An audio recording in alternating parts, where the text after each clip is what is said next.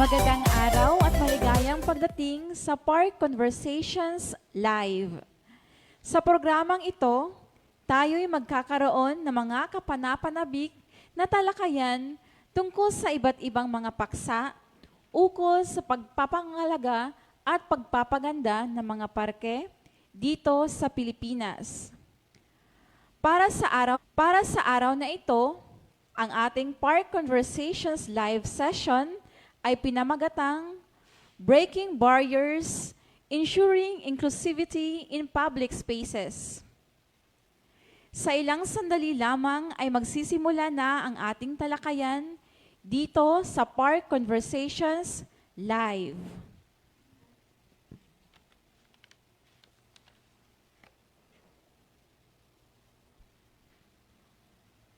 Mabuhay at maligayang pagdating sa unang episode ng Park Conversations Live dito sa The Gallery of Rizal Park, Luneta.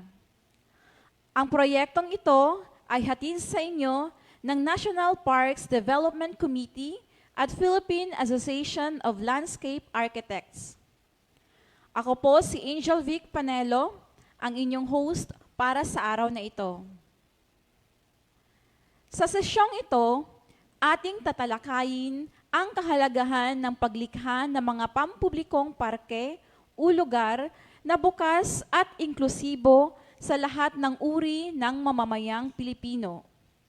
Anuman ang kasarian, katayuan sa buhay, kapasidad, mapabata man o matanda.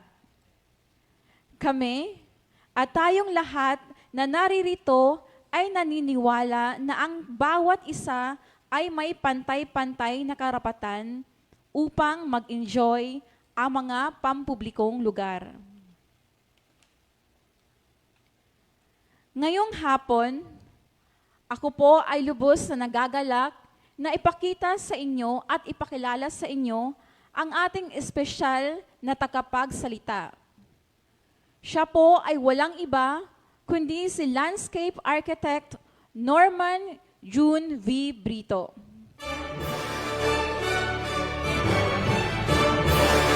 President of the only accredited professional organization of Filipino landscape architects, officially known as the Philippine Association of Landscape Architects or PALA. Si landscape architect Norman June V. Brito ay miyembro rin ng Asian Cultural Landscape Association or ACLA at may hawak na master's degree in tropical landscape architecture mula sa Kolehiyo ng Agrikultura, Arkitektura sa Universidad ng Pilipinas, kung saan siya ngayon ay nagtuturo. Kaya't sa araw na ito, tayo po ay mapalad sa oportunidad na makinig at matuto mula sa malalim na karanasan at kaalaman ni landscape architect Norman Brito. Kaya't magbigay po tayo ng malakas na palakpakan at mainit na pagtanggap sa ating panauhin, si landscape architect Norman June V. Brito. Salamat po. Salamat, ma'am. Magandang hapon po sa lahat. Magandang hapon. Ayan, maraming salamat sa ating energetic resource speaker. Ayan, hindi lang po maganda, kundi matalino pa. So at this point, we will have our open forum. So you can ask questions, magtanong po kayo. Pwera lang siguro sa love life, pwede ba, Miss? Pwede naman, siguro. Bakit hindi? Ayan. So, pwede po kayo magtanong. Pero, at this point, we have one question from our live audience. Okay, so shout out po kay Miss Sharina. So, shout out po, Miss Sharina. Shout out, Miss Sharina. Thank you for the question. So, her question is, are there standards for beautification of the parks? Again, for the question of Miss Sharina, are there standard for the beautification of the park? So, meron kaya, Miss? Okay. So, alam naman po natin, di ba, that beauty is relative. Tama? Agree po ba tayo? Subjective ang beauty. Kung anong maganda sa akin, maaring hindi maganda sa inyo. Di ba? Nagagandahan ako sa isang lugar, maaring hindi nagagandahan sa isang lugar. So, napakahirap magkaroon ng standards for beautification, for aesthetics. Hindi ganon. That's why nabanggit ko kanina, importante yung community engagement. Kausapin nyo yung, i-involve nyo sila in the planning process. Kasi malay mo yung maganda for the community. We have different ideas of beauty di ba? Kunyari, yung maganda dun sa community na yon, para sa kanila maganda yung makalat. Di ba? Then, yun lang sa kanila sila gagamit Correct? So, walang point na i-impose mo yung gusto mo, pero hindi gagamitin ng mga tao. Maganda nga, pwede ginagamit. Part ba siya? Inclusive ba siya? Di ba hindi? So, yon. So, to answer, wala tayong standards for beautification per se. But we do have design standards. So, the design standards, as long as you keep with the standards of the design, you can elevate it naman. You can add your own identity, dagdagan nyo ng kaunting kulay, yung mga rampa nyo, pwedeng hindi lahat diretso, pwedeng curved, di ba? So, meron ganong level of intervention to our standards. So thank you so much, Miss. So before we will have the question and answer portion dito po sa ating hall, so another live audience po, ayan, shout out po, ayan, anonymous, walang pangalan. So how can we improve lighting standards in lighting the park? So how can we improve? Gagamit ba tayo ng mga solar? Depende. Kasi yung solar ay hindi affordable, unang-una. Alam natin yan. Diba sa mga nasa mga LGU. Napakadaling sabihin pero mahirap yun i-procure. Okay? So kung gusto natin ang ilaw, we have standards for that then. You can refer to the National Building Code. Tapos meron din tayong papalabas. For the landscape architects, we have the Philippine Landscape Architecture Design Standards, pero hindi pa siya, lalabas pa lang siya.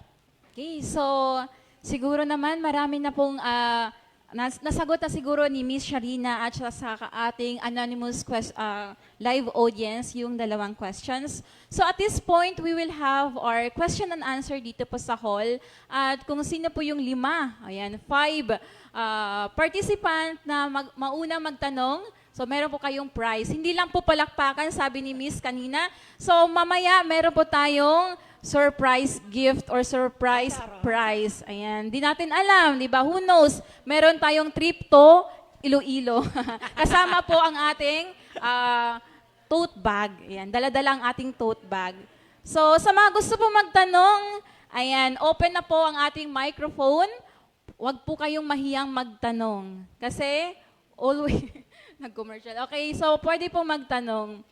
Ayan. Sa mga nahihiya pong magtanong, so pwede po kayo mag-add na mga additional information, and mga say thank you, and kay Miss. Okay, pwede na po kayong pumunta sa ating mic. Ayan, meron po tayong poging unang-unang magtatanong. Magpapakilala muna Hello, I'm Justin de las Armas. So my question is, how does the concept of inclusivity extends to non-human members of the community? So like our pets, animals. Thank you for that question, Justin. So, meron din tayong tinatawag na natural inclusivity. So yun nga, maybe we can, bukod sa diversification, biodiversity natin kasi we will involve more, diba, more animals and pets yung ganyan. For our pets, specifically, meron namang design interventions para magamit ng ating mga kaibigang hayop. No? Uso na ngayon ng dog parks. Uso na ngayon. Our open spaces kasi nga, as I mentioned kayo, na multifunctional siya. So, depende yun sa paggagamit nyo.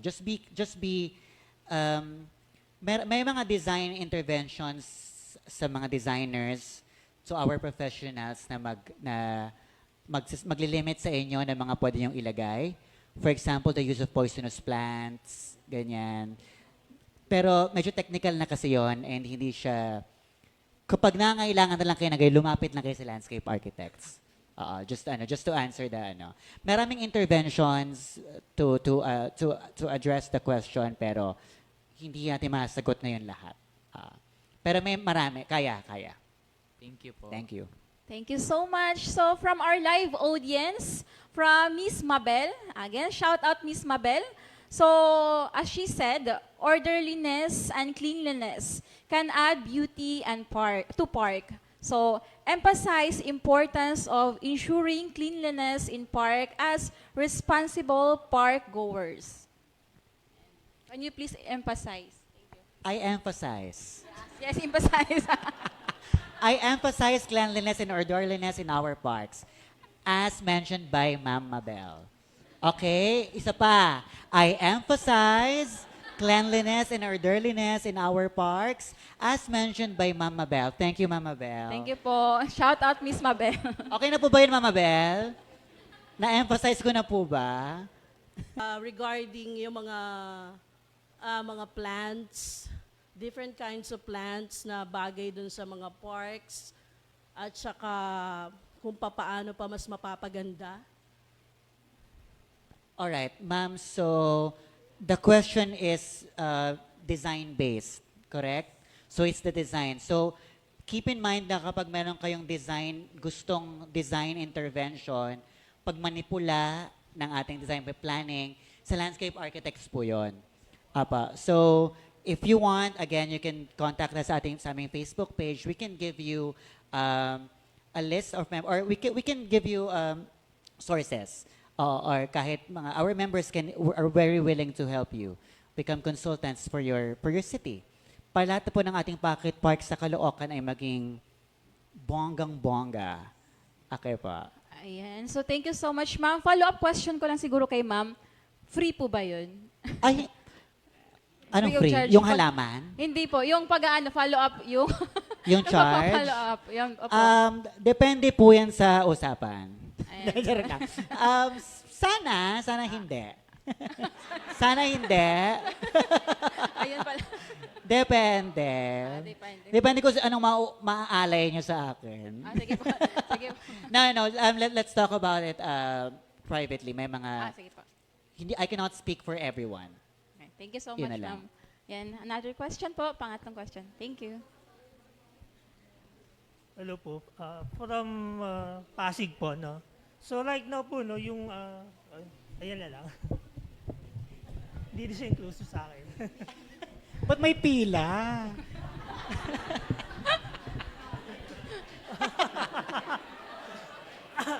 Okay, siguro. So to continue, no, I would like to thank the organizing committee for putting up a scene like this, no? So for us po, no, it is a learning curve po sa part namin. Are we going to address them as their special po in terms of designing a park? And Depende yan sa kung anong gusto mong, anong goal mo. Kasi or depende yan sa program. I assume na meron dapat partnership with psychology, psychiatry, social workers, ganyan. They have a program in addressing these special cases kasi. So what we can do is that we can provide spaces aligned with the program. So depende yun, kunyari kung ang goal nyo is to have a specific area for them, then you treat them as special cases. If you want them to mingle with the population, treat them as regulars. Ganun naman yan. So hindi siya either or. Meron siyang case-to-case basis yung situation na yon.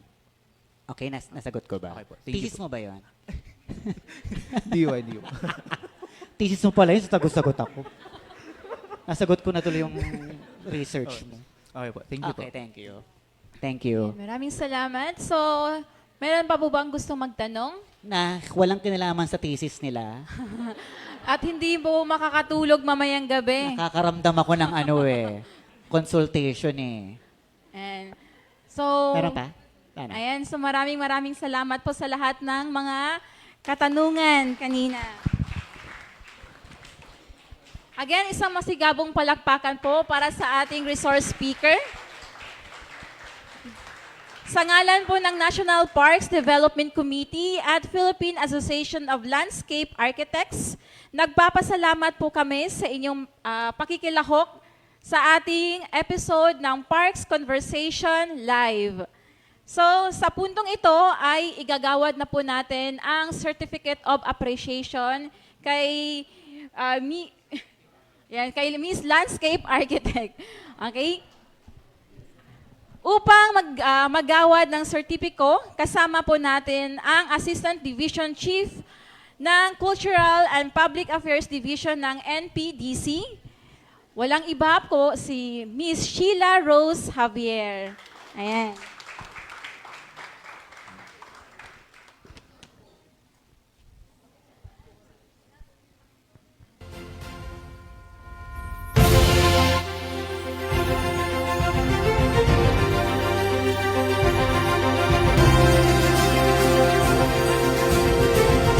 Pagkatapos po nito ay magkakaroon din po tayo ng photo opportunity kung saan makakasama natin ng isang group photo ang ating resource speaker.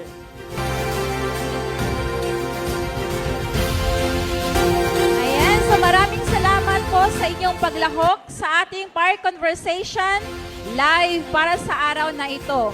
So umasa kami na ang ating diskusyon ay nagbigay sa inyo ng kaalaman at inspirasyon upang maging bahagi sa paglikha ng mga pampublikong lugar na tunay na bukas para sa ating lahat. So ang bawat isa sa atin ay may papel na ginagampanan sa pagtiyak na ang ating parke ay naa-access, ligtas at nagbibigay pugay sa pagkakaiba-iba. So abangan po ang susunod na Park Conversation Live sa darating na Agosto na may panibagong paksa na paniguradong makadadagdag sa ating mga kaalaman. So maraming salamat po at magandang hapon sa ating lahat. So huwag po nating kalimutan na sagutan ang survey form at siguraduhin din po natin kayo ay nakapag-register.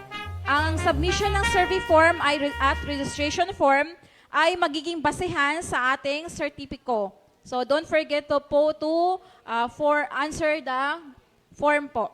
At kung nais po ninyo maging updated sa mga susunod pang event at activities dito sa Rizal Park, Luneta, Paco Park at Philippine Association of Landscape Architects, so maaari po ninyong i-like, i-follow, and i-share ang social media accounts na inyong makikita sa screen, most especially sa live screen po natin.